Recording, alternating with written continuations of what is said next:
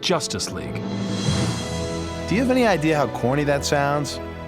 Hey there guys, this is your host Richard. This time, Justice League Season 1 Explored. Justice League is often dubbed as one of the best DC animated shows ever made, and those who have witnessed the greatness of the series will agree that the claim is not an exaggeration. Accurate portrayal of the DC universe, remains true to the comic books, and most importantly, brings many of the unsung heroes and villains to the fore. Add to this some exceptional voice acting and you have a show that'll be remembered for ages to come. In this video, we'll explore the entire first season of the show and take you through a nostalgic throwback as we look back at the amazing stories that made our childhood special. Secret Origins Part 1. The episode opens with a scene from the planet Mars, where a couple of astronauts, Carter and Ed, are exploring the surroundings. One of them suddenly comes across a shiny surface wedged between the nearby rocks. Their probations lead to a massive landslide that creates a massive crater, and Carter falls into what looks like a bottomless pit. Luckily for him, he survives the fall, but he fails to communicate with Ed because the communications are dead. As Carter looks around, he's shocked to find monoliths with strange inscriptions on them. His efforts to open a doorway among the monoliths lead to something attacking him and the scene cuts away. The show starts off in a perfectly mysterious fashion and makes sure that the viewers are all hooked onto the narrative by now. The story picks up 2 years later in Metropolis, where Wayne Tech's substation has a surprise visitor, Batman. He observes some of the employees from his hiding, and soon we get to know what's truly wrong. 3 of the employees working there are not humans at all, and they can speak in some alien tongue and seem to possess super strength. They take a secret gadget and try to modify it with some of the fancy Wayne Tech gadgets, but Batman jumps into action. Voiced by the iconic Kevin Conroy, the familiar masked vigilante takes on the alien threat, but he soon finds out that these aliens are far too powerful. He's soon joined by Superman, and the aliens decide to make a run for it. However, Superman has some disturbing visions that cause him severe mental agony, and the aliens manage to flee as Batman barely gets away with Superman in time. The Wayne Tech substation is up in flames, and clearly the aliens made sure that there was no evidence of what they were really up to. Once Superman regains his composure, Batman tells him how he's detected many security breaches in the Deep Space Monitoring Network. Superman has to leave for Metropolis, but he leaves Batman with a gadget that can be used to summon him if he needs any help. Big words from someone who just needed saving, but we'll allow this one to slide for Superman. We then get a quick glimpse of a UN conference debating the dangers of nuclear weapons of mass destruction. Senator Carter steps into the podium and speaks about his experience on Mars and talks about how Superman can be given the responsibility of global peacekeeping instead of relying on dangerous weapons. As it turns out, he was the same astronaut we saw in the first scene. Superman agrees to step into this new role and promises to uphold the ideals of truth and justice. A disarmament pact is ratified, and Superman himself disarms hundreds of warheads over the next few months. He also has another disturbing vision while he tries to sleep, and meanwhile, Batman is out stalking the alien creatures yet again. He comes across strange cocoons in an abandoned star lab, and inside these cocoons are the bodies of the humans that the aliens are posing as. All of a sudden, a violent wolf-like shape-shifting alien attacks Batman and he's almost pinned down. Somehow he manages to sound the emergency alarm, and Superman comes to his rescue. At the same time, several fiery asteroids crash onto the nearby surroundings and Superman rushes to check it out after leaving Batman with a medic. This episode's a fun tribute to some sci-fi classics like H.G. Wells' War of the Worlds, which inspired the three-legged alien war machines. Even Senator Carter is named after a popular character from Edgar Rice Burroughs' sci-fi novels. Anyway, coming back to the story, everyone from the cops to the journalists to the common people is curious about the crashed asteroids, but the real danger starts showing itself as alien machines emerge from the crash sites and create havoc across the town. The machines destroy everything around them, and Batman rejoins the fight in his Batjet to support Superman. The alien machines, however, are extremely hardy, and the superheroes seem to be outnumbered and outgunned. Superman's troubled by one more of those disturbing visions, and he heads out on his own, leaving the fight zone much to the surprise of Batman. As the dust settles, it's revealed the alien attack has happened all over the world, and even more crashing asteroids are coming by the hour. There's a quick scene where Wonder Woman is introduced, and she can be seen worried for mankind as her mother dismisses her concerns, suggesting that they shouldn't worry about anything beyond the shores of their mystical land. Meanwhile, Batman follows Superman's trail, and they both discover a secret facility where a mysterious alien figure is held captive. Superman calls him mankind's only hope. But who is he? Superman frees him and explains how the alien has been trying to connect with them telepathically all this while. The alien figure tells them that he came to Earth to warn everyone about the attacks, but instead he was captured. Batman is still wary of him, and in order to gain his trust, he transforms into a more humanized version and introduces himself as John Jones. But just as the three are about to leave the facility, another group of shape-shifting aliens attack them. What awaits them in the next episode? Hera, strength. Secret Origins Part 2. After the cliffhanger ending of the first episode, Secret Origins Part 2 has a reassuring beginning as we see Wonder Woman stealthily picking up her familiar gear and disregarding her mother's previous advice on not worrying for the rest of the world. She's surely gonna join the action soon, but as of now, Batman, Superman and John Jones are stuck with an alien force attacking them. As they try to fight off the aliens, we see glimpses of John Jones' powers, such as phasing through objects. However, he gets shot by one of the alien weapons, and Batman flies him off to safety as Superman provides them cover. Even Superman realizes that there's no winning in this uneven battle, and he too tries to get away alongside the Batjet. But to their surprise, they find out that the alien creatures are airborne and are still chasing them. Superman's struck by one of their shots this time, and even the Batjet gets clipped and almost crashes. Luckily for John Jones and Batman, help arrives in the form of Green Lantern, who prevents them from the fatal impact of the crash. Hawkgirl is also there to strengthen their attack, and we simply love the detailing in these scenes and how they reflect the comic book so perfectly. In fact, this version of Green Lantern is also quite interesting, and the producer Bruce Timm revealed that he's been Green Lantern for a very long time. This causes his eyes to glow green as the green radiation energy of the ring has infected his bloodstream. Back to the action-packed showdown.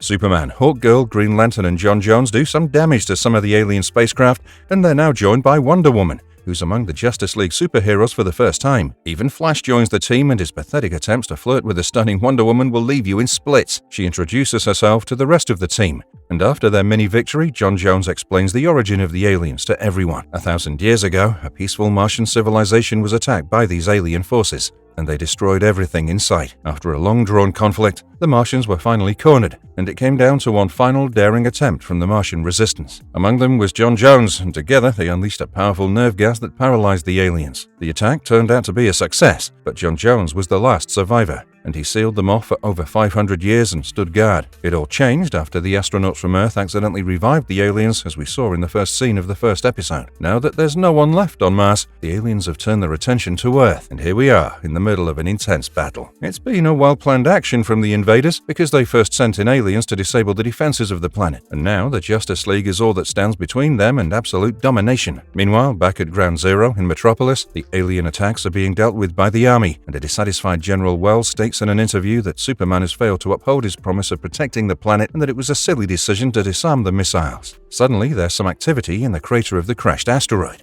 and a gigantic machine rises from the depths. It emits large amounts of black smoke to blot out the sun, as the aliens are nocturnal creatures who prefer darkness. The Justice League arrives on site and they split up in various teams. Batman, Wonder Woman and John Jones infiltrate and attack one of the underground alien hideouts, while Superman and Hawkgirl attack another. Green Lantern and Flash don't have much luck, but the others put up quite a fight against hordes of alien creatures. However, Superman and Hawkgirl still don't succeed, and John Jones finds out telepathically and leads Batman and Wonder Woman to the central core. They must find a way to shut it down, and they plan a diversion to get the job done. They have to remove the Ion Matrix crystal, which would shut down everything, but just as Jones gets his hands on the crystal, he's shot. Batman and Wonder Woman desperately try to get him out of there, but even Batman is caught by the aliens as the tunnels are sealed off. The Justice League still has a mountain to climb, and more than half the team is down and out. Flash, give me a hand. Secret Origins Part 3. After the catastrophic climax of the second episode, the third and final chapter of Secret Origins begins with another mysterious object approaching the Earth from space. The early reports suggest that the object will be almost 5 times the size of the original alien landers, and things definitely don't look too bright for our superheroes. Senator Carter urges the public to stay calm, but we see chaos and violence on the streets. Green Lantern and Flash join Wonder Woman and John Jones as they plan their next step. Their first mission is to rescue Superman and Hawkgirl, who are held captive by the aliens, and John Jones informs the others about the upcoming dangers. The Imperium is on their way, and this is the supreme intelligence that controls the alien invaders. Flash distracts the aliens guarding the holding place, and the others make a dash for Superman and Hawkgirl. John Jones uses his shape-shifting abilities to turn into one of the alien creatures, and he lays the perfect trap for a sudden attack on the ones guarding the prisoners. They finally come across Superman and Hawkgirl, only to find out that it was all a setup. They're sealed off inside the tunnels, and toxic gases knock them all unconscious. It turns out that the ones they thought to be Superman and Hawkgirl were actually aliens in disguise, and by the time they regain consciousness, they're all prisoners. It seems like the Justice League is truly down and out, but is Batman really dead? The redesigned version of Batman introduced for Justice League is surely not meant to be gone so soon. We're then in for another shocker as Senator Carter appears before them and tells them about the biggest conspiracy by the alien invaders. It's revealed that the actual astronaut Carter never returned from Mars, and all this time it was one of the alien invaders who posed as him, slowly gaining power and convincing the world to give up all their weapons of mass destruction. Finally, the Imperium arrives as well, and we see a spaceship with tentacles. And the first target is John Jones. The tentacles rip through his skin and cause him extreme pain, but he continues to refuse to surrender. Soon, we get to see another clever trick up his sleeve as he reveals that Batman has been there all along, and he mentally shielded Batman so that the aliens couldn't detect him. Meanwhile, Batman's been doing what he does best, finding a scientific way to deal with his enemies. He reverses the ion charge and it starts off a process of undoing the damage that the aliens had done. First, the thick layer of dark clouds and smoke is gone and sunlight burns away the skin of the alien invaders. John Jones takes on the Imperium, and we find out how the aliens have no resistance to the UV rays of the sun. The rest of the superheroes are freed, and they make quick work of the surviving aliens. Working together, the Justice League functions as the perfect team, and it's not long before they secure absolute victory. The first episodes are a clear indication that the show is truly keen on avoiding any continuity from previous shows, and intends to be a strong standalone series. The world is safer now, but there's always the threat of the invaders returning. Of course, Batman has a safety plan for this as well. The Justice League is assembled inside his space watchtower, which will be used to detect any threats from space. Superman tells everyone that working together is the way ahead, and he proposes the idea of all the superheroes working together. By now, it's safe to say that even in the absence of Tim Daly, George Newbern had stepped in perfectly as the nice guy Superman. The Justice League is formed formally, although Batman stays true to his lone wolf nature and decides to stay away. However, he does promise all forms of help when the team needs it. John Jones also becomes a part of the team, and we have the perfectly happy ending to the gripping story arc. 3 billion. That's how many were on that planet. Episode 4, In the Blackest Night, Part 1. The first part of this twin episode begins with a grim setup on planet Ajoris 5. Here, a group of alien judges sentences Jon Stewart to imprisonment for a crime. They dispatch a group of robotic alien lawkeepers called the Manhunters to Earth to bring Green Lantern to justice. Meanwhile, unaware of what's coming, Jon returns to his old neighborhood on Earth. While roaming around, he encounters a robbery and, as expected, stops it. Later, he meets his old history teacher from school, Mr. McGee. Meeting him, he realizes he's been gone for a long time and is now struggling to accept the changes. At the watchtower erected by Bruce Wayne, Flash, Hawkgirl, and John Jones detect the Manhunters approaching the Earth. Guessing it to be an invasion, they immediately get into action. Sean mentions that Superman is busy dealing with an earthquake, while Wonder Woman and Batman are busy elsewhere. They also don't know John's whereabouts. Back in the neighborhood, John seems emotionally withdrawn while talking to Mr. McGee. Sensing some trouble, Mr. McGee assures him that he still has his friends there and that he shouldn't worry. Suddenly, the simple neighborhood is astonished when the robotic Manhunters are marching in front of them, searching for Green Lantern. No one knows the reason behind this infiltration, but they'll soon find out. Flash, Hawkgirl, and Jean also reach Earth to intervene and learn that the Mindhunters are looking for John. Both groups clash when the Mindhunters refuse to answer any further questions about John. Superman also joins them, and we have a battle on our hands. The action that follows is truly intense and nail-biting, but soon, John comes and stops them. He surrenders himself to the Mindhunters and gives them his ring. He allows himself to be handcuffed and taken away while his friends continue staring with a baffled expression. But the Justice League isn't known to give up on one of their own. Hence, they discover the planet and follow John to Ajoris 5, determined to uncover the truth. The scene at Ajoris 5 is intense. A hostile alien crowd keeps throwing insults and garbage at John, underscoring the gravity of his alleged crime. A visually stoic John takes it all without a word. Even his own group of Green Lantern Corps disown him. The League also reaches the destination of the trial and is surprised by the chain of events. It's then revealed that John is under trial for destroying the neighboring planet Ajoris 4. As the trial proceeds, the first witness, a space pirate, Kanjar-Ro, is called upon. He reveals that while smuggling weapons to Ajoris 4, John pursued him. While trying to stop him, a misfire from John's ring hit the planet's vulnerable spot, causing it to explode eventually. This explosion killed all its inhabitants and destroyed the planet entirely. It's a disturbing account indeed. Later, John's confronted by his friends, who refuse to believe that he's guilty. They try to reason with him and make him defend himself. But with a bleak response, John admits that he's guilty of such a monstrous and reckless act. It showcases the remorse and guilt he's carrying for the destruction he caused. It was never yours. It was always the Guardian. Episode 5, In the Blackest Night, Part 2. The storyline continues with the Justice League trying to prove John's innocence. Flash steps up as John's lawyer, which soon becomes tricky as he might face the same punishment as John if he's found guilty. On this note, it's worth mentioning that Jon Stewart's Green Lantern gained momentum in early 2003 after replacing Kyle Rayner. The appearance of Kyle Rayner as the Green Lantern in the Justice League of America comic was mirrored while designing Jon Stewart's Green Lantern. Now, returning to the story, Superman and Jones decide to investigate the explosion site and travel to Ajuris 4. Back at Ajuris 5, Hawkgirl meets the 5 Green Lanterns and is infuriated by the dismissive attitude towards Jon. She shames them for their behavior. A fight begins between Hawkgirl and the Green Lanterns, except Kilowog, who doesn't believe Jon to be a disgrace. This scene showcases Hawkgirl's fierce loyalty towards her teammates. After she defeats all the Lanterns, Kilowog accepts their fault for leaving Jon and decides to help him. He becomes Jon's character witness at the trial. At Ajuris 4, Jon and Superman investigate the remains of the planet and discover something strange. They realize that the planet's moon is still orbiting around it even after it's been destroyed. On the contrary, it should have been dislodged into space when the planet was destroyed. Here, not only the two heroes, but we also sense something sketchy going on with the whole story. On investigating further, a fantastic twist in the tale is revealed. When they reach a cavern, both the heroes find a massive holographic generator. They deduce the sinister ploy here, as it means that the planet was never destroyed. Instead, the image of destruction is an illusion. However, the notorious Kanjar-Ro soon attacks them but is later subdued by Hawkgirl. This scene begins a series of ugly revelations and the truth behind Jon's allegation. In the meantime, the Guardians of Oa join the trial, extending support to Jon. However, despite that, the judges convict Jon of the crime.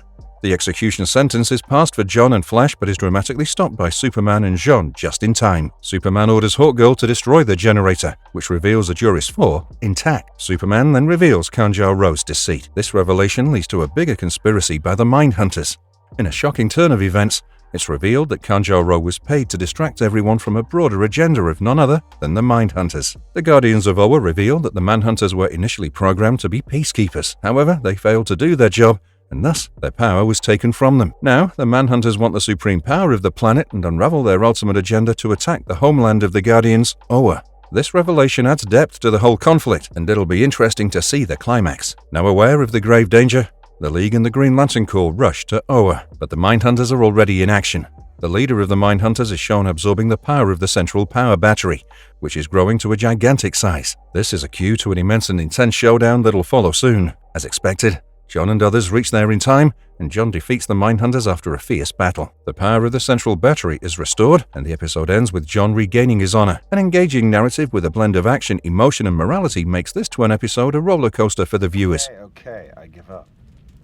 You tried to kill Aquaman. Why? Episode 6, The Enemy Below, Part 1. The 6th episode marks the entry of Aquaman, the King of Atlantis. It opens with Atlantean forces led by Aquaman attacking the nuclear submarine USS Defiant for intruding into their territory. Also, it's quite surprising that despite being the founding member of the Justice League, Aquaman wasn't part of the series' main lineup. Instead, Hawkgirl is featured, adding another female character while Aquaman remains a guest star for the show. Back to the story. After knowing about the Atlantean attack, the Justice League rushes to save the crew but is stopped by the Atlantean army. A tense standoff between the two forces occur. However, through negotiation, the League convinces Aquaman to let them help the crew in exchange for leaving the sub underwater as an Atlantean property. Before leaving, Superman advises Aquaman to take his grievances of the surface world to the global conference at the World Assembly.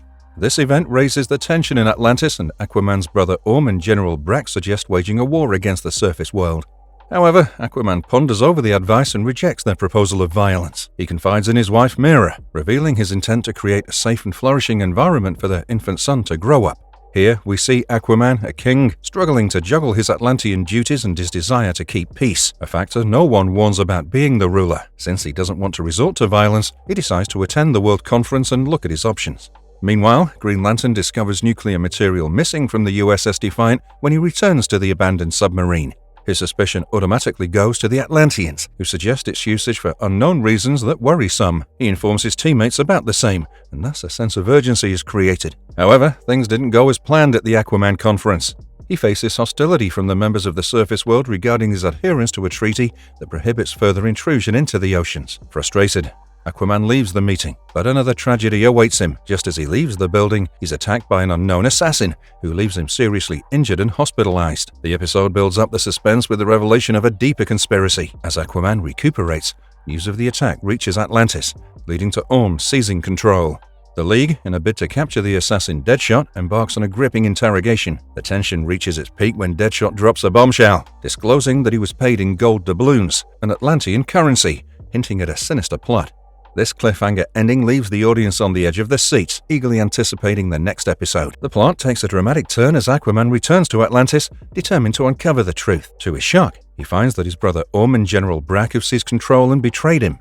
Orm, revealing his disdain for Aquaman's non-violent approach, declares his permanent overthrow of Aquaman, leaving the audience in suspense and shock. The plot thickens with Aquaman being betrayed and the Atlantean connection with his assassination. We're not leaving. Just stay out of my way.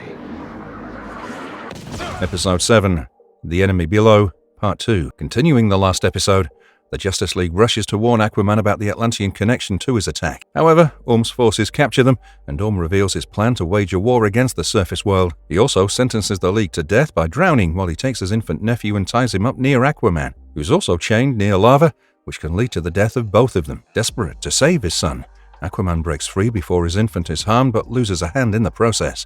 Here we see a king donning a father's cape and saving his son from danger, even if that means harming himself.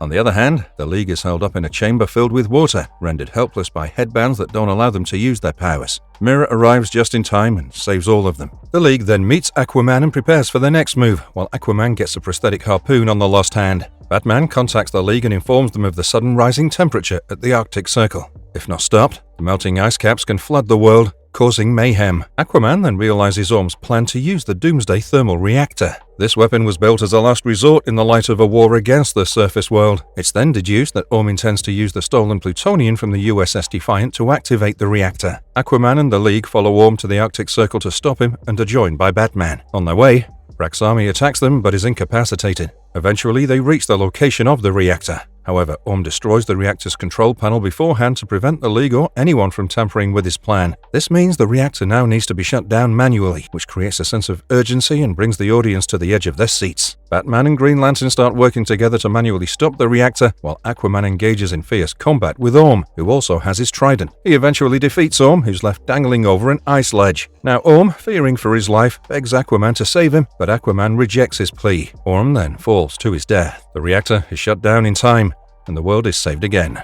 Later, Brack and Orm's followers are punished for their treason. In retrospection, Aquaman now realizes that his fears and prejudice against the surface world had made him blind to his natural enemies who were near him. This almost cost him his life, family, and the kingdom. He now resolves to work for peace between the surface and Atlantis, but of course, with the help of the mighty Justice League. I won't be denied! Episode 8, Paradise Lost, Part 1. When a tropical storm Gardner hits Beach City, it causes chaos. Diana and Superman rescue the residents from various dangers during the storm. By the way, the storm's name is believed to be about Gardner Fox, who's been a Justice League writer for a long time. Back in the city, while rescuing, Diana spots a little girl trapped on a tree about to fall. She swoops in and saves the little girl, reuniting her with her worried mother. In a poignant moment, Diana becomes nostalgic seeing the mother and the daughter Jill's homesick. She misses her mother Hippolyta and her home Themyscira. Noticing Diana's feelings, Superman encourages her to visit home, and she agrees. Upon her return to Themyscira, Diana is met with a devastating sight. The once vibrant and prosperous island is now a desolate land, its beauty tainted by the Amazons who have been turned into lifeless stones, including her beloved mother, Hippolyta. The heart-wrenching reality of her worst nightmare unfolds before her, leaving her in a state of panic and disbelief. It's a scene that strikes a chord of sorrow and loss in anyone's heart, isn't it? As she roams around, she's confronted by Felix Faust, the powerful sorcerer behind this nightmare.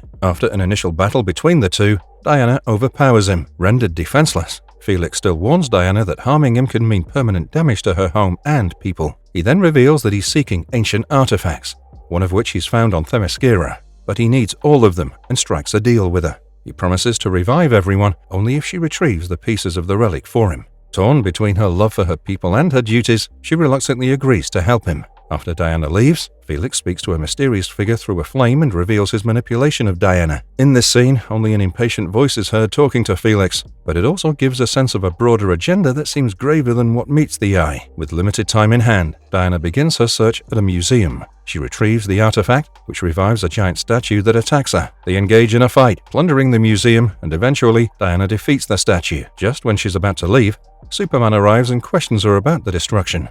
She explains her situation, to which Superman, Flash, Jean, and Batman agree to help her. Flash and Jean retrieve another artifact from a temple after overcoming initial obstacles. On the other hand, Superman and Diana find another artifact at a mall. but the artifact releases a spell that makes them see each other as demons. Confused by this, both engage in intense combat until Superman notices their reflections in the nearby mirrors. Realizing the truth, he also stops the fight by showing Diana a mirror. This breaks the spell and they reunite. Amid all the chaos, Felix contacts an unseen ally who indicates confidence in the success of their ominous plan. Be shy, my love. Episode 9, Paradise Lost, Part 2. The episode continues with Batman exposing Felix's past. It turns out that Felix was once a respected professor of archaeology before delving into the world of mystic arts, which led to his dismissal from his position. Digging deeper, the group discovers Faust's connection with Hades, the ruler of the underworld, Tartarus, from his diary. Horrified, Diana reveals that her mother had a brief relationship with Hades before she learned about his evil side. The gods punished him for treason, and the gate to Tartarus is beneath Themyscira. Everyone then realizes that Felix needs the scattered artifacts to form a key that'll release him from the world of the dead. However, Diana insists on giving Felix the keys, even after learning the result of her action, as it's the only way to release her mother and sisters. Diana's fierce loyalty and love for her people conflict yet again. Diana returns to Themyscira, offering the artifacts to Felix. He revives her mother, but as expected, proceeds to betray them once he has the key in his hand. Just when he was about to cast a spell to turn both Diana and Hippolyta into stones, Flash snatches the medallion, and the rest of the League reveals themselves. Though the League is mighty, Felix still traps them in thorny vines. He then kidnaps Hippolyta and chains her to the gate of Tartarus as it opens. Hades enters from the gate, a scary and formidable villain. John Rhys-Davies plays Hades. It's the third time he's played a god, including Thor for Marvel shows like The Incredible Hulk, The Fantastic Four, and Zeus in Goddess of Love. Back at Tartarus Gate, Felix demands the ultimate knowledge, a prize promised by Hades. In return, Hades grants immortality, causing him to age rapidly and scream in pain. This scene underlines Hades' cruel character and the betrayals he's capable of. It adds another feather to his villainous cap. The League arrives just in time, and Wonder Woman frees Hippolyta. They confront Hades with their ultimate powers but are effortlessly resisted by Hades. He then summons his army of skeletons, which overwhelms the League. They continue to fight relentlessly in the action sequence, giving viewers a glimpse of the League's struggle to overcome God's power. On the other hand, Hades' betrayal angers Felix, and he turns him into a monstrous beast. Hippolyta battles with him but is almost defeated when Diana grabs the key and destroys it. Soon, the gate closes, and Hades gets sucked into it along with his army and Felix. He also attempts to drag Hippolyta, but Diana pulls her mother from Hades' grasp just as the gate closes. This climax scene is action-packed and high energy, focusing on Diana's heroism and unending loyalty toward her people. Later, when the sun's rays fall on the medallion, it shatters and breaks the nightmare of the spell over the Amazon. The land is revived to its old glory, and everyone returns to life. But what may seem to be a happy ending soon turns poignant. Though Hippolyta honors the League for bringing them back to life, she exiles Diana for breaking the rule of Themyscira by bringing men into the land. This emphasizes the strict traditions of the Amazons and the result of Diana's actions. Though they were done to save her homeland, a visibly heartbroken Diana accepts the order and bids farewell along with the League. The end of the episode confirms her permanent role as a world savior away from her sweet home.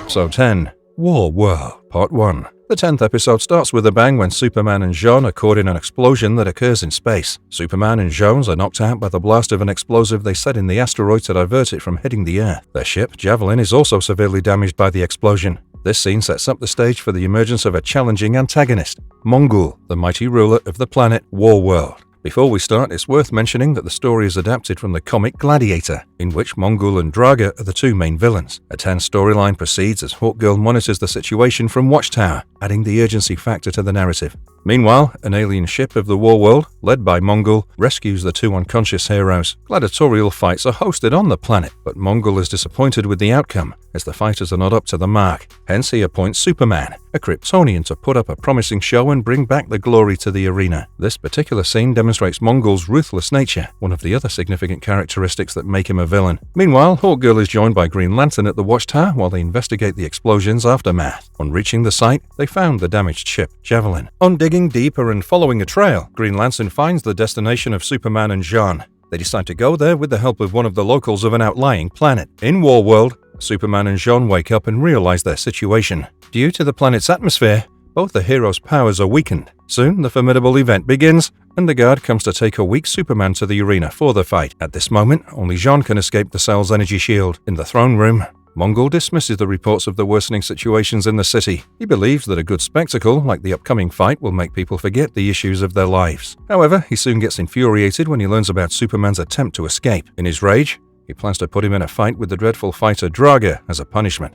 This decision demonstrates Mongol's cruel desires and his blind eye toward the well-being of his subjects. As the fight begins, a helpless and weak Jean watches without being able to do anything. Draga is feared because his strength is believed to be almost equal to that of a Kryptonian. Superman defeats Draga despite such strength, and the show becomes thrilling for the spectators. Mongol orders Superman to kill Draga, but he refuses. Even Draga pleads with Superman to give him an honorable death, but is still refused. Though already established, this scene reiterates Superman's ironclad principles even when the odds are against him. This infuriates Mongol, who orders his robotic guards to kill Superman. As the robots proceed towards Superman, the screen gets dark and the episode ends. This abrupt ending of the first part is nothing short of a cliffhanger, leaving viewers with suspense and anticipation. In this next continuing episode, seeing what fate unfolds for Superman will be interesting. If I let Mongol finish you, how will I ever regain my honor? Episode 11, War World, Part 2. The following episode continues the same thrilling story arc demonstrating Superman's ordeal in the War World. It starts with an intense attack on Superman by Mongol's robotic guards. A severely weakened Superman manages to survive the first blast but soon falls. Seeing him like this, Jean takes the opportunity to convince the crowd to cheer for him. This turns the tide completely, as Mongol is forced to reconsider his decision to get Superman killed. As a favorite of the crowd, it may have a wrong impression if he gets Superman killed and hence orders to withdraw the attack. Jean's quick thinking saved the day. Back in the cell, Superman is admired by other prisoners. They cheer for him as he's the only one to defy Mongol's orders. They offer to help him escape, which Superman refuses. Much to the prisoner's surprise, he's not leaving without his friend Jean. Meanwhile, Hawkgirl and Green Lantern travel to the War World, but their path is laden with obstacles. They board an alien ship that promises to take them to the War World. However, it soon turns out to be a ruse. They're not only gassed, but also dumped on a garbage dump planet. Not knowing the location, they start exploring when they coincidentally find Draga. It turns out that he's been dumped here after his defeat in the War World. Draga pledges to avenge Superman for his defeat and offers both the heroes to take them to the War World. On the other hand, Mongol gives Superman an impossible choice. He can either fight Mongol and deliberately lose, or he'll destroy Draga's home planet using a death ray. Superman agrees reluctantly.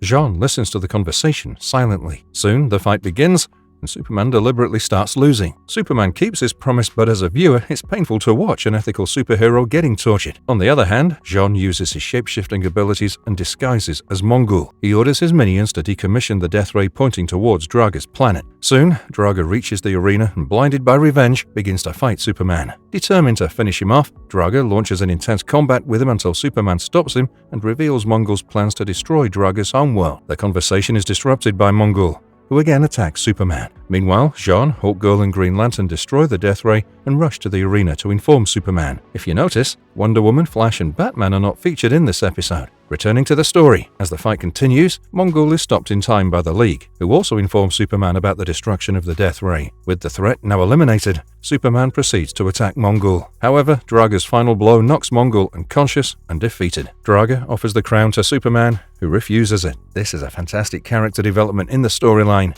Draga truly demonstrates himself as a man of honor. Before leaving, Superman advises Draga to become the ruler and treat his subjects right. Destroy them.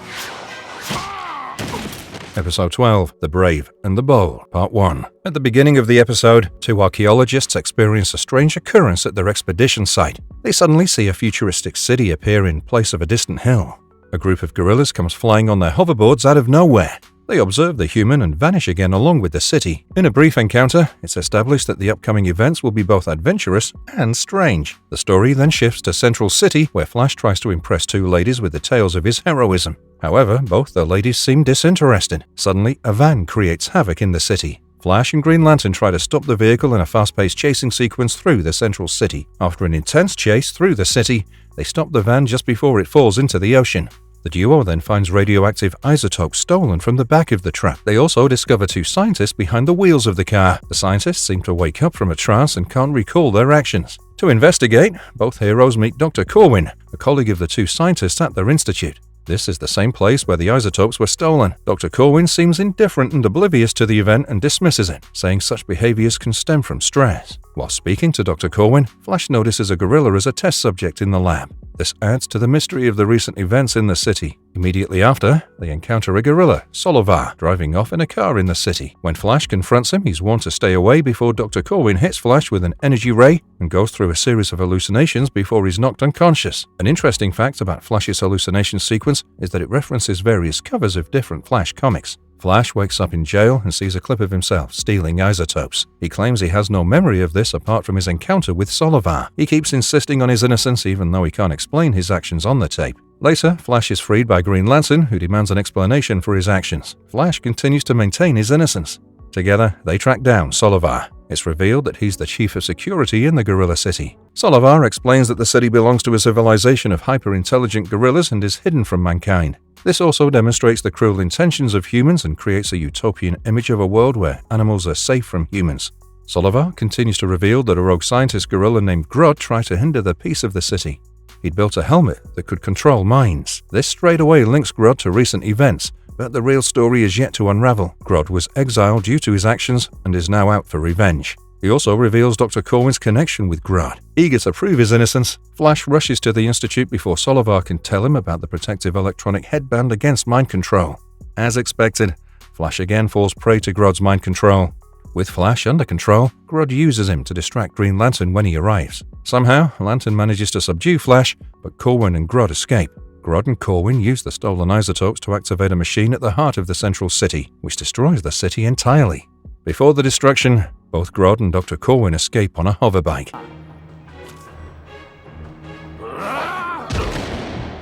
Episode 13, The Brave and the Bold, Part 2. The action-packed first part of the story continues with Jean observing the disappearance of Central City. Tensed about the Flash and Green Lantern's whereabouts, Hawkgirl, Wonder Woman and Jean proceed towards Central City in their Javelin. Even though the city seemed to have disappeared without a trace, the ship's sensors detected an invisible energy field around the city. It amps up the mystery when the trio hits an invisible barrier, confirming that it's impenetrable. Much to the viewer's surprise, the Central City is intact, hidden inside the energy field. Just like the Gorilla City, Flash, Lantern and Solovar wake up, and the trio keeps wandering the now eerily vacant streets. However, they soon find the people under Grodd's mind control cheering for him. They confront him but are attacked by his army and puppets. Somehow, the trio saves themselves but fails to catch Grodd again. Taking the mind control factor up a notch, Grodd and Dr. Corwin head to a military base and use his ability to control the soldiers. It's quickly revealed that Grodd's target of destruction is Gorilla City, and it's nothing more than an act of vengeance. As the nuclear missiles are launched, Flash, Lantern and Solovar realize his menacing plan and rush to stop him. On the other hand, Batman informs Wonder Woman, Jean and Hawkgirl about similar energy readings found in Africa. Intrigued, the team decides to visit the place, unaware of the existence of the Gorilla City. Batman also tags along with them. However, as soon as they reach the city, they're captured by the city's security forces, who mistake them for spies. Soon seizing an opportunity, the four heroes try to escape but are again cornered by the security forces. Suddenly, the city's protective shield malfunctions and shuts down, confirming Grodd's involvement. Simultaneously, they detect incoming missiles. The League gathers to help save the Gorilla City, betraying an immense sense of resilience and duty. Lantern, who chases the missiles, manages to stop two of them but gets knocked out by the debris of the second missile. Meanwhile, at the base, Solovar and Flash confront Grodd, and they predictably engage in a fight. Meanwhile, an unconscious Lantern wakes up and tries to destroy the remaining two missiles. However, he's joined by Jean, who destroys one of the missiles and lets it crash without causing any harm. However, Hawkgirl tries to smash the last one with a mace, but the warhead still heads toward the city. Chaos erupts in the Gorilla City as the warhead approaches. It's a nail-biting scene, with the gorillas scrambling everywhere, scared for their lives. However, Wonder Woman drags the missile from its path, which puts her in danger. She gets buried under the rocket as it stops on the ground. Here, an unexpected moment occurs for all the Batman fans out there. Batman furiously digs through the debris while shouting Diana's name. The panic on his face shows the vulnerable side of the brutal Batman. Adding to this moment, Wonder Woman suddenly emerges from beneath the rubble, much to everyone's relief. However, she notices the dirt on Batman's gloves and realizes his actions to save her. In a tender moment, Diana kisses Batman on the cheek, which stands out as a fresh breeze amidst the chaos. With the missiles now deactivated, Flash cleverly turns off Grodd's mind control helmet and turns him into an ordinary ape. Solovar expresses his gratitude to the Justice League. The episode ends with Grodd staring into oblivion, brain dead. But as the screen freezes, Grodd's eyes narrow with hatred, hinting at the possibility of future conflicts. Episode 14, Fury. Part 1. There's a saying, hell hath no fury like a woman scorned. Though the meaning doesn't justify the events unfolding in this episode, we get to see a woman's fury and the havoc it can create. Fury begins in Gotham Biotech, where the Injustice Gang is stealing a small plant culture from a vault. The gang includes the notorious Copperhead, Solomon Grundy, Star Sapphire, Shade, and Ninja Sukuri. They're led by a woman dressed as an Amazon whose powers seem formidable. The vigilante Batman confronts the gang and their leader, but he's soon defeated, and the woman and her group escape. However, Batman retrieves a piece of jewelry from the blonde woman. Batman informs Diana about the break-in and his suspicion about her being an Amazon. He shows her the jewelry, but she dismisses it, saying she's the only one who's ever left Themyscira. At the hideout, Arisia reveals her next set of plans to steal gems worth millions of dollars. However, Solomon Grundy's reluctant to fight the Justice League. Artesia assures him that she'll handle the League herself, hinting at a dangerous plan she intends to unravel. This shows that she has everything planned and will go to any extent to secure her desire. On the other hand, since Diana's not allowed in Themyscira, Batman sends Hawkgirl to investigate.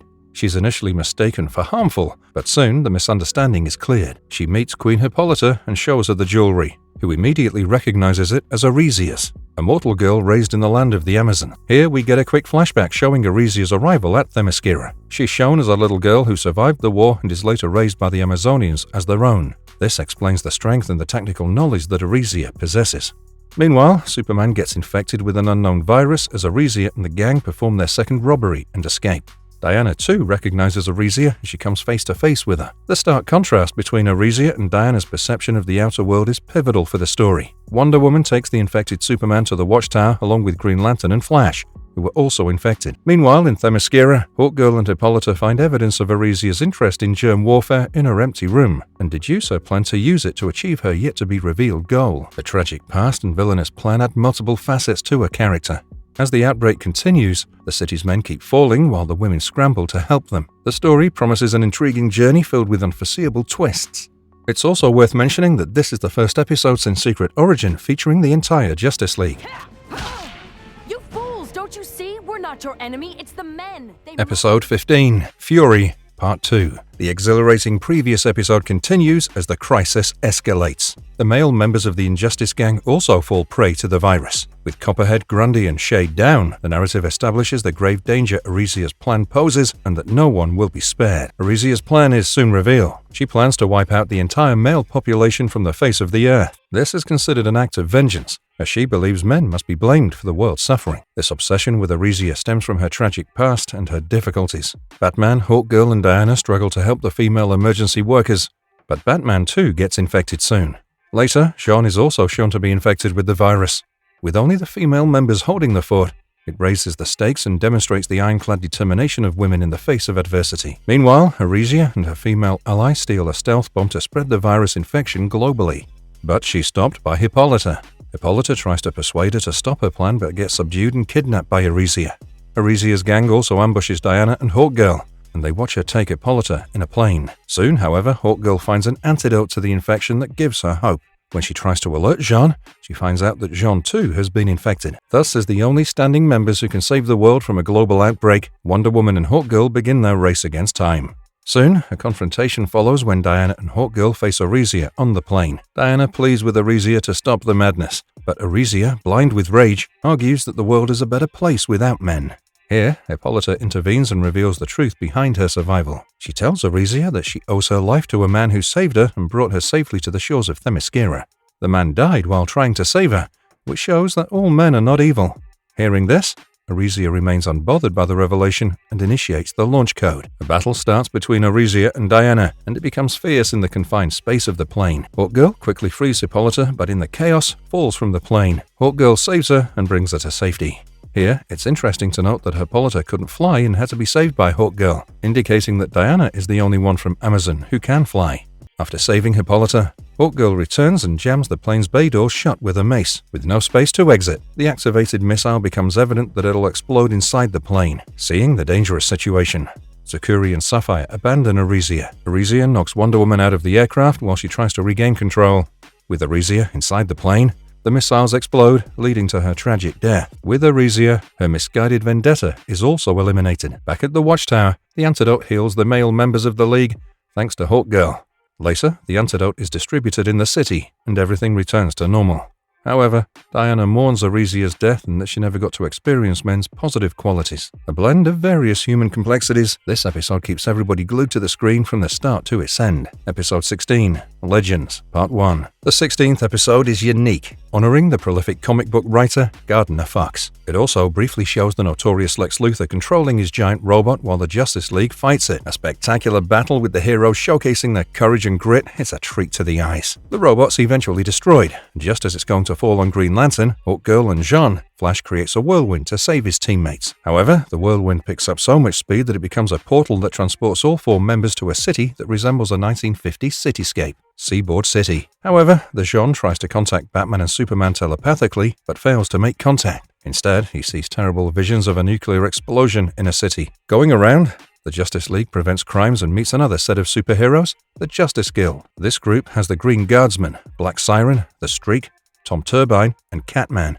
Initially, they engage with each other, not knowing better, but soon stop fighting when Flash saves Ray Thompson from getting crushed. Ray Thompson is a Guild fan and wishes to be like them when he grows up. The two groups unite and proceed toward the headquarters of Justice Guild. Meanwhile, at their headquarters, Lantern suspects something amiss, as the members of the Justice Guild he remembers are all in comics from his childhood. He had no idea they were all real. His curiosity is increased when he sees 2 groups of superheroes trying to work together. Elsewhere, Music Master discusses the League's arrival with his team, the Injustice Guild, which includes Sportsman, Dr. Blizzard, and Sir Swami. They decide to carry out their own crimes and sees whose crime is the most spectacular. Soon, the Guild is informed of the crime spree, which sets the heroes in action. Meanwhile, Tom Turbine explains the existence of an alternate universe just like the one where the League exists. This also explains Lantern's confusion, as the creator of the comics must have had a subconscious link to this current Earth they're on. This explanation makes the events more transparent to the League. Turbine also unveils a prototype transdimensional gateway through which the Justice League can return to their world. The bad news is that Tom Turbine needs to harness a suitable energy source to power. However, the meeting was cut short by the Injustice Guild's ongoing crime spree. Determined to stop the villains, the teams decide to collaborate. Each League member pairs off with a Guild member and fights against the various crimes the villains carry out. The fight continues, but Hawkgirl gets knocked out by the Music Master. After some time, an unconscious Hawkgirl wakes up near grave markers and discovers one grave belonging to Scott Mason, the Green Guardsman. The episode ends by highlighting a deeper connection between the current situation and the Justice Guild. Episode 17. Legends, Part 2. The connection established in the previous episode deepens when Hawkgirl finds the graves of other Guild members. Hawkgirl informs the League of this, but Green Lantern refuses to believe her at the time. He flies off, followed by Hawkgirl. Meanwhile, the villains of the Injustice Guild decide to target the city's mint after their successful previous crime spree. Just as they show off their crime trophies, Dr. Blizzard brings Black Siren and Flash stuck in a giant ice cube, making his crime the best. He also reveals with an evil smile that he has bigger plans for the next act of crime. Soon, they hit the Seaboard Mint, and the Guild members were informed of the crime. In the graveyard, Lantern eventually comes to terms with the death of his favorite hero. Hawkgirl and Lantern proceed to find answers to the question, who are those people at the mansion, and indicate this to the Guild members. His suspicion increases when he interrogates an ice cream truck driver who gets jumpy and leaves the scene after being asked about the graves. The driver seems scared of someone and mentions a he who might hear him before he runs away. This hints at a more extensive play in action. Meanwhile, the Guild engages with the Injustice Guild members in a thrilling battle with an action sequence that showcases the influential Guild members in action. On the other hand, Lantern and Hawkgirl discover a deserted library with blank books. After further investigation, they reach a destroyed subway station laden with battle scars. A newspaper from 40 years ago confirms a tragedy that killed the Justice Guild members. This find builds a sense of mystery while uncovering more clues about the past of this alternate universe. Back in the city, the Guild members finally defeat the villains and are applauded by Ray for the victory. They return to the headquarters and are confronted by Lantern and Hawkgirl, who show them the newspaper. Before they can understand what's happening, they get a call about a monstrous robot creating mayhem in the city, but Lantern prevents the Guild members from leaving. He then reveals a dark truth about the city. It turns out that the whole Seaboard City is an illusion that was destroyed 40 years ago. This revelation leads to a deeper plot where Ray Thompson is behind all of this. This sets the stage for the final conflict of the episode. Ray then reveals himself as a monster who brings distractions to keep everyone away from reality. The Guild springs to action to stop the robot, but Lantern stops his teammates, saying it's all an illusion. The real culprit is Ray,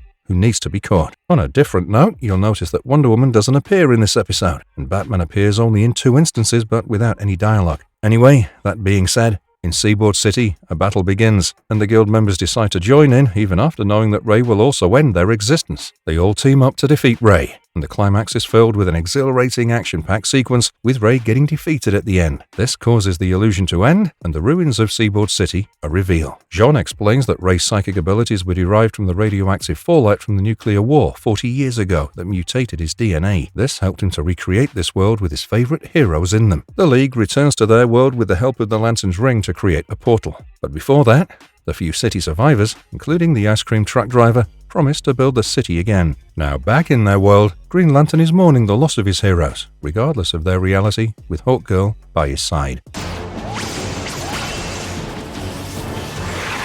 Episode 18, Injustice for All, Part 1. The first part of this twin episode starts on a gripping note when the Justice League carries out a sting operation on the notorious Lex Luthor. Jean disguises as Superman and makes him confess all his illegal dealings. With this clever tactic, the League starts the episode with a bang, and one can expect a lot of conflict in the narrative. Now cornered, Luth tries to escape in a plane while Batman secures the kryptonite used against Jean. However, Luthor suffers a sudden seizure, making him lose control of his aircraft. In a dramatic turn of events, Superman saves him from crashing just in time, showing his unwavering commitment to saving lives. Later, Luthor is diagnosed with terminal cancer caused by prolonged exposure to kryptonite. Resigning himself to prison, Luthor blames Superman for his downfall. At Stryker Island, Luthor is annoyed by someone's obsession with opera. This moment introduces Ultra-Humanite, another prisoner in the equation. Luthor's wicked mind manipulates Humanite to chalk out a breakout plan and use the guards as pawns. This also shows Luthor's desire to exploit anyone valuable to him, while Humanite's motivation stems from financial gain. They unite and escape the prison.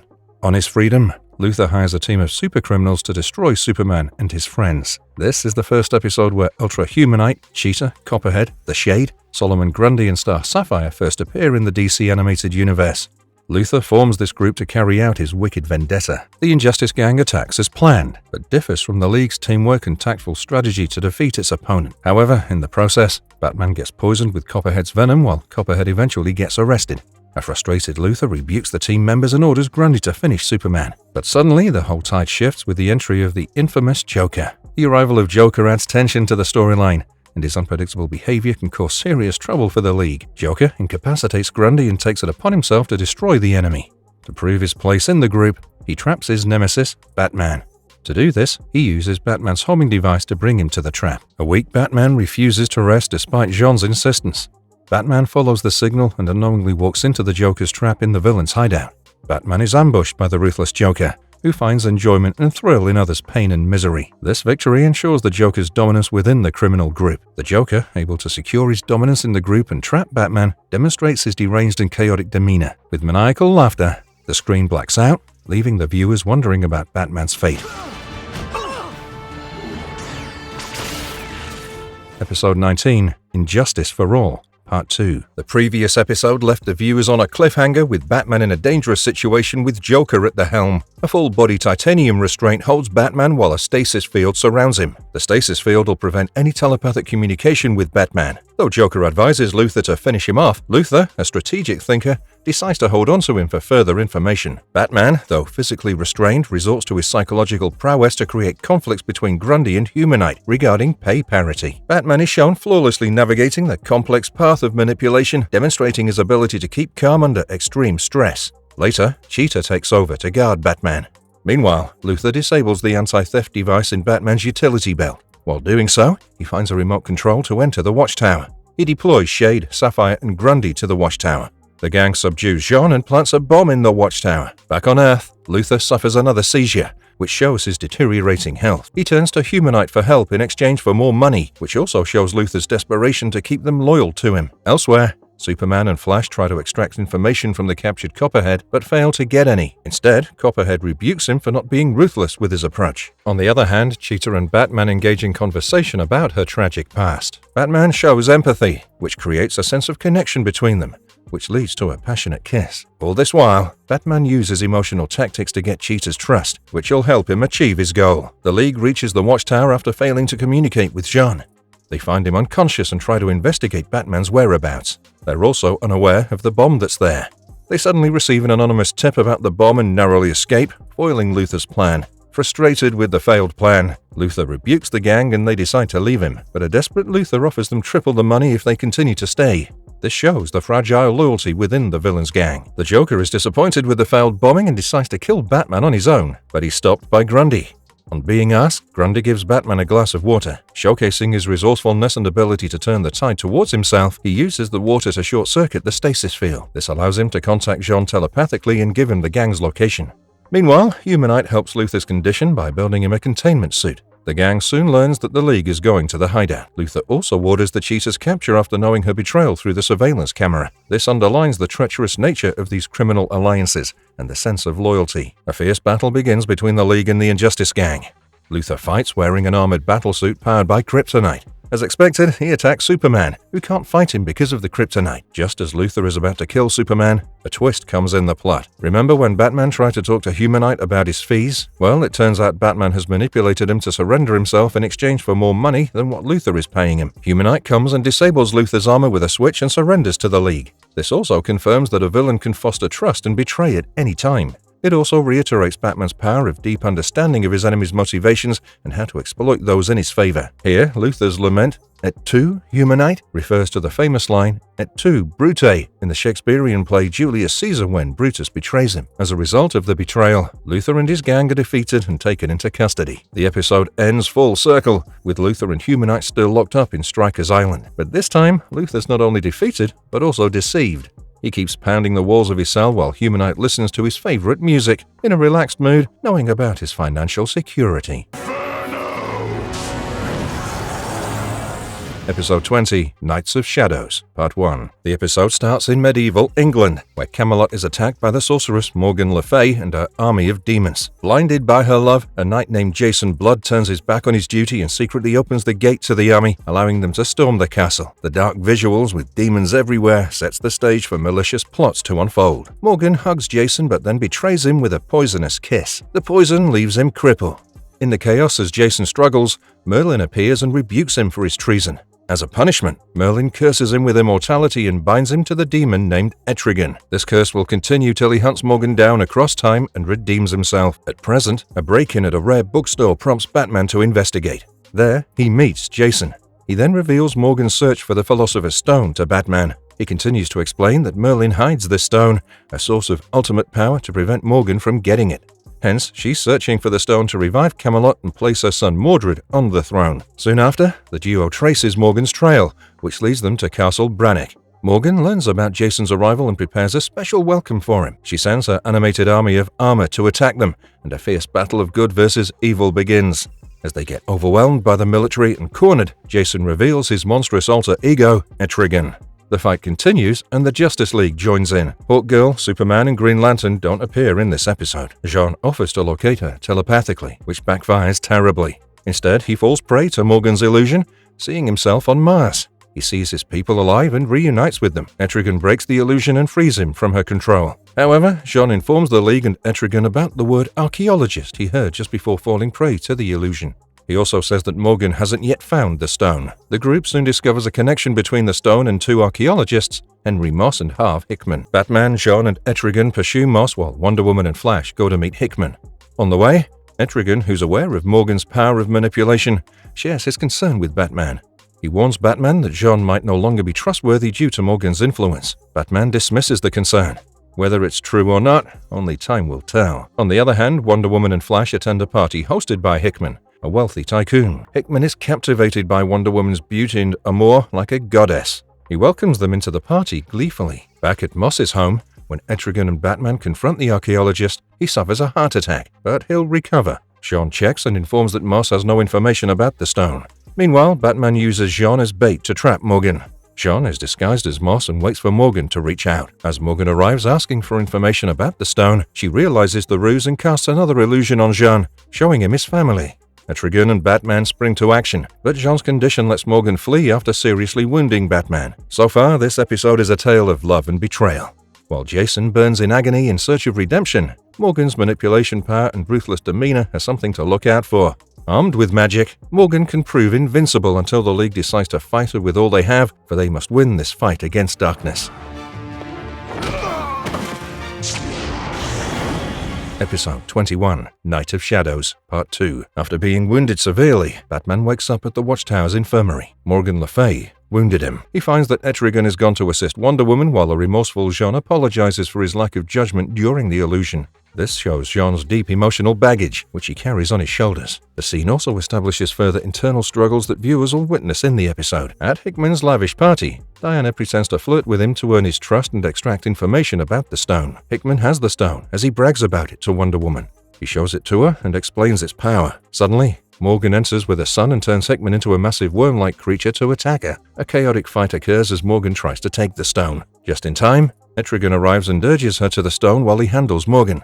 This showcases his way toward redemption and solid loyalty to protecting the stone. Furious by her escape, Morgan obliterates Hickman's mansion. Back at the watchtower, Etrigan remains vigilant about the secured stone. As Etrigan suspected, the victory was short-lived, as they were attacked by demonic soldiers sent by Morgan. Morgan's army strongly resembles the Neo Men, a group of mindless soldiers in DC Comics Camelot 3000 miniseries. The battle is fear. Despite being attacked suddenly, the League valiantly defeats the soldiers once again, showing that it can withstand any challenge as long as it's on the side of the good. But a twist occurs when they find that Jean is missing, along with the stone. It turns out Jean has left the watchtower with the stone in a javelin.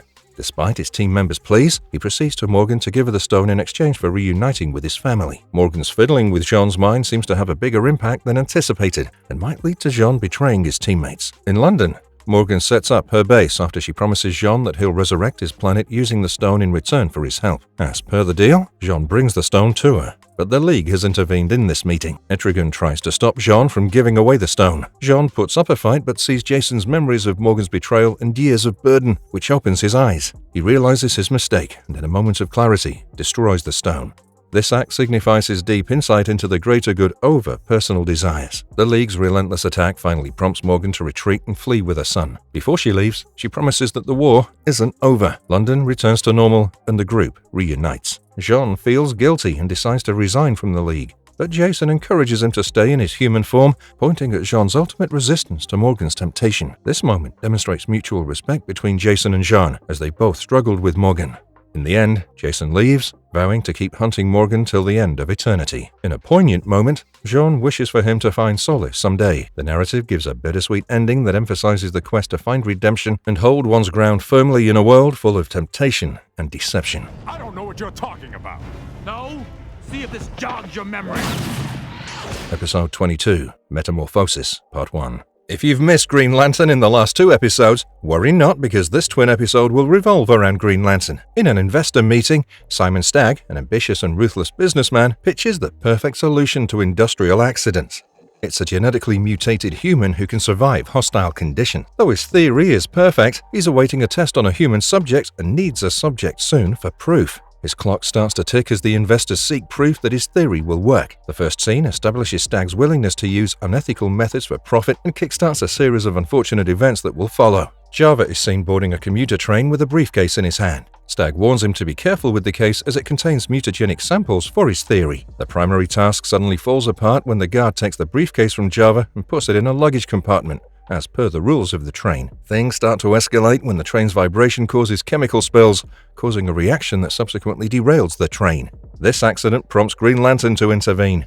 The incident gives viewers a glimpse of the dangerous nature of Stagg's experiment. While investigating the train, Lantern, also known as John Stewart, meets his old Marine Corps friend, Rex Mason. He's shown to have become a wealthy Stagg Enterprise executive. Rex invites him to his luxurious apartment and introduces him to his girlfriend, Sapphire Stagg, Simon Stagg's daughter. It turns out that their relationship is hidden from Stagg. While at Rex's apartment, Batman informs Green Lantern about the chemical and the traces of mutagen found at the crash site. John questions Rex about the same. Though Rex denies any knowledge of it, the conversation turns ugly when Rex accuses John of being jealous of his success. This conflict creates the base for further misunderstandings between the two. Later, Rex confronts Stagg about the chemical. Knowing the truth, Rex quits and decides to leave the town with Sapphire, hinting at his attempt to escape Stagg's unethical and corrupt business approach. When Stagg discovers his daughter's relationship with Rex, it irks him.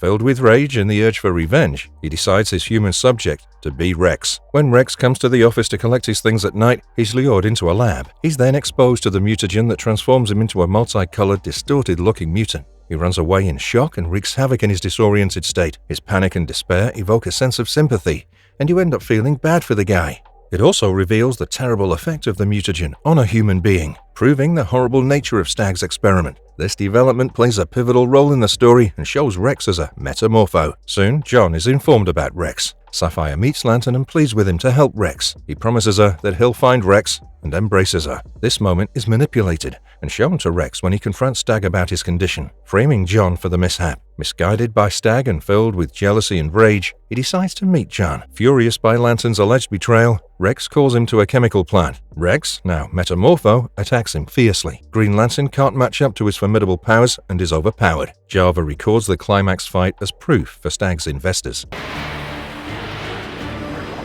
No good. He's neutralized. Episode 23, Metamorphosis, Part 2. In continuation to the previous episode, John's seen helplessly lying there as Rex is about to kill him. However, he's interrupted by the Justice League members as they arrive to help John. Rex proves to be a challenge for all the members. With his powers, he can exploit each member's weaknesses and use it against them to subdue each one. He uses kryptonite for Superman, and it almost kills him. This action-packed scene shows Metamorpho as a formidable force that can be dangerous even for the superheroes. After fighting for some time and wreaking havoc, John traps Rex underground, but not for long. As expected, Rex escapes and meets Sapphire, blaming her for cheating on him with John. This irks Sapphire, and she tells him, who clarifies her genuine love for him. Sapphire claims that she'll always love him no matter what. Rex soon realizes Stag's game and his mistake. He immediately leaves. Meanwhile, Stag shows the footage to the investors, who accept his proposal. In a chilling revelation, he admits to Java that Rex is just a prototype and that he needs to create a superior version of Metamorpho and get rid of Rex. This moment proves that Stag will go to any extent to gain profit. Rex hears the conversation and he attacks Simon, but Java intervenes and freezes him. On the other hand, Sapphire calls John again and tells him about the recent developments. He promises to bring him back safely. Here is a soft moment. Sapphire tells John that Rex always looked up to him. This shows Rex's admiration of John and his way of life.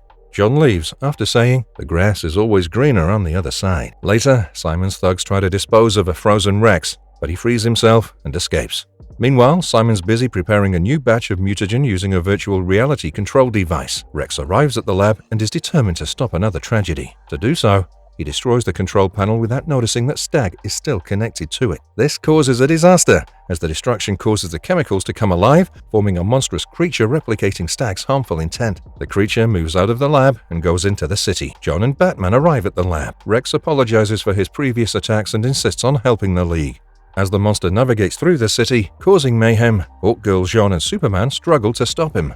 Driven by Stag's cruel intentions, the beast keeps destroying and attacking everyone around him. Hawkgirl informs John and he and Rex come to the action site. It's then deduced that the feedback from the accident transferred a part of Stag's mind into it, along with his desires. This means the monster is heading towards Sapphire. Eventually, Sapphire is captured, and the beast climbs a skyscraper with her in its hand. This scene is believed to be a parody of a scene familiar to the one in the movie King Kong. Batman reveals that a designer amino acid can potentially kill the creature. Desperate to stop the monster and save Sapphire, Rex transforms himself into an amino acid. Despite warning him about his potential death in the process, he goes ahead and sacrifices himself, killing the beast. As the creature explodes, Sapphire is saved. The League acknowledges Rex's bravery and mourns him. In a melancholic moment, a delightful twist occurs when Sapphire's tear falls into a puddle of the chemical. It reforms Rex, and he appears miraculously. With Rex's miraculous return, John reassures Hawkgirl about his choices while reflecting on their love. Episode 24, Savage Time, Part 1. The first part of the three-part episode starts with an unexpected crisis. On their way back from a mission, Green Lantern is seen towing their javelin to the watchtower as Batman prepares the landing bay. Suddenly, they see a white light flash in front of them, and in a second, they see that the watchtower has vanished, along with Batman. Startled to witness it, the Justice League lands in Metropolis, but it's not the usual city they know.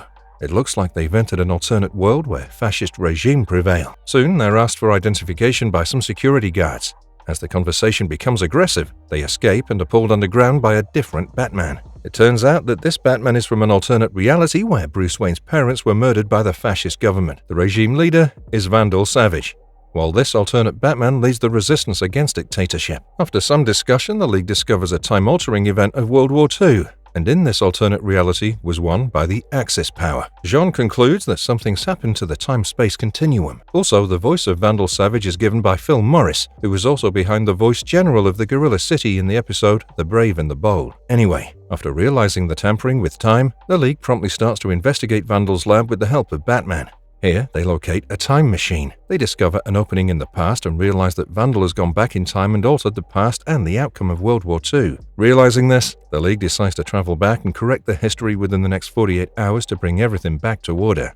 This would mean their current world wouldn't exist, including Batman. Batman decides to stay and continue his fight against the regime. Leaving Batman, the League arrives at war-torn Caen, France, where they face massive advanced German weaponry named war wheels. These are giant tanks with power that can easily overwhelm the enemy. After disabling one of the tanks, Jean discovers a transistor with advanced technologies which shouldn't exist at the time. Each finding increases the mystery quotient of the story. They go to Berlin to investigate further. On the other hand, Vandal dismisses reports of the superhero sightings and underestimates them.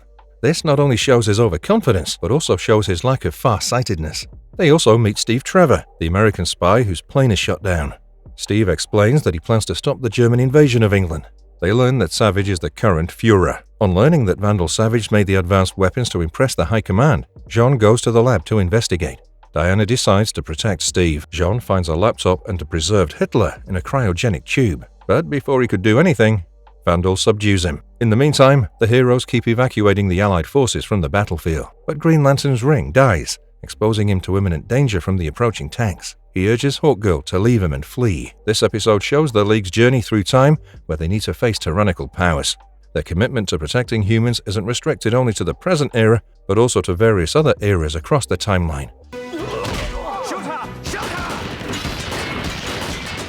Episode 25, Savage Time, Part 2. As the episode continues to blend historical events like World War II with science fiction, the narrative takes a dynamic turn that creates unique challenges for the heroes. The Allied forces struggle to evacuate from the beach, but Flash learns about Green Lantern's abandonment and rushes back to retrieve him. Before going ahead, a fascinating fact is that Superman and Batman were involved in many pro-America propaganda comics during the Second World War. Returning to the story, while Superman and Hawkgirl continue in evacuation, another threat arrives.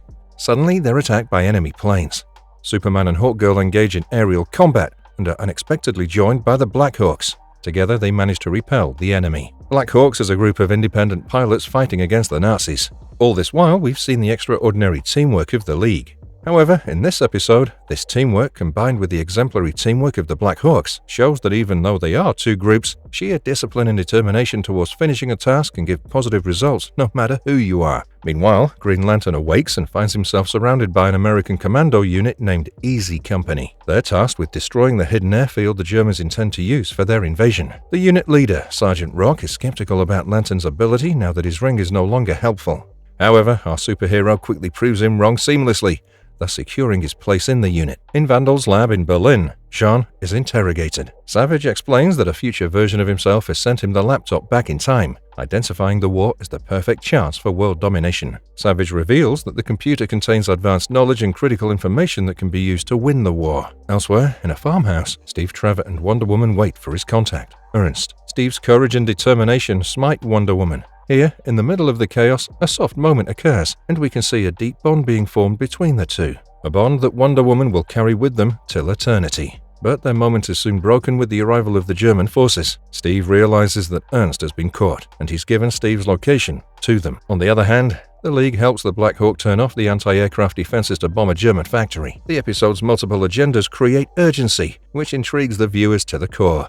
Back in Berlin, Jean escapes with Savage's laptop. Enraged to find him gone, Savage orders the invasion despite being informed that the mission is impossible without a stolen communicator. Meanwhile, Wonder Woman and Steve fall into a trap while they try to save Ernst. They're surrounded by war wheels, which creates a dire situation for them. The League's focus on correcting the timeline and foiling Vandal's plan drives the plot forward. There's intensity and purpose for every action, which increases suspense in the storyline. Say your prayers, Savage. Episode 26, Savage Time, Part 3. The last part of this 3-episode story starts with German forces trying to ambush Wonder Woman, Steve, and Ernst. On Steve's command, she destroys the communicator's casing while being ambushed. Wonder Woman successfully destroys the casing while saving Steve and Ernst from the attack. The German soldiers find the broken casing from the rubble and inform Vandal that the communicator is killed, prompting Savage to initiate the invasion. Superman and Hawkgirl help the Black Hawks destroy the factory. Before the destruction, Flash ensures that it's evacuated to eliminate any human loss. In the rubble, they find a jet engine with advanced technology. Sean arrives and informs them that he knows what Vandal plans to use it on. Meanwhile, Ernst manages to tap into the communicator and intercepts a crucial piece of information. He shockingly reveals that the target is the United States instead of England. Knowing this, Steve realizes that he needs to get this information to the right person. Wonder Woman also leaves to do her part after saying a heartfelt goodbye to Steve. But before that, they kiss, which throws light on Wonder Woman's human side. This budding romance against the war-torn backdrop shows that love comes at its own will. In the meantime, the East Company finds out the location of the hidden airfield. As the Force prepares to take off, Green Lantern sabotages the critical systems of Vandal's invasion planes. The League also intercepts the aircraft and engages in a fierce battle. Though Lantern gets captured, the League still manages to stop the invasion, while the US Navy enables its defenses after Flash's warning. While on the plane, Green Lantern heroically overpowers the guards. He engages in combat single-handedly, showing an optimum level of resilience and willpower. He takes a gun from one of the guards and shoots the plane's control. He and Vandal then engage in hand-to-hand combat as the plane starts to go down. Jean, flying nearby, suddenly senses the presence of Lantern. He immediately alerts Hawkgirl, who thought they'd lost Lantern. Hawkgirl rushes toward the plane and smashes the plane's windshield. She rescues Lantern as the plane crashes into the ocean, bringing Vandal down. With this, the invasion forces retreat and start heading back to Germany. They're cheered by everyone. In Berlin, the high officers receive the news of Vandal and his apparent death. With Vandal's defeat, he immediately decides to reinstate the cryogenically preserved Hitler, a face that can send a chill down anybody's spine who knows about his atrocities. It hints at a more ruthless approach toward the war. With their work done, the League returns to the present. Pleased to meet the actual Batman, Superman goes and hugs him. Batman's taken aback a little. The series ends on a poignant note where Wonder Woman visits an old Steve at a nursing home, and he calls her Angel. This scene provides a heartfelt closure to their relationship, hinting at their lifelong bond in the future. We hope you had fun with the thorough recap of Justice League, and after all these exciting episodes, it's a fair conclusion to call this show one of the all-time greats among superhero cartoons. We aspire to bring you many more of such content, and we seek your strong support and friendly assistance along the way. Do tell us about your opinions on the series, and also let us know which other animated shows you want us to cover. Sweet home. I hope. I should have known you'd be here.